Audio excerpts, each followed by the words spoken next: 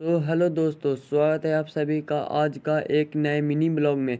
हम आज सुबह सुबह उठकर डायरेक्ट चल जाते हैं ना गाय को नहलाने के लिए। फिर गाय को नहला कर रेडी कर देते हैं। नहीं नहलाएंगे इसको तो गर्मी के दिन में बेचारी ये गाय गाय माता जो सांस इसका फूलने लगता है, क्योंकि गर्मी के दिन में ये सब सह नहीं पाती है।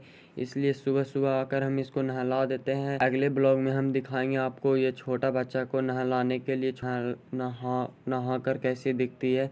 इसी के साथ मेरा ब्लॉग एंड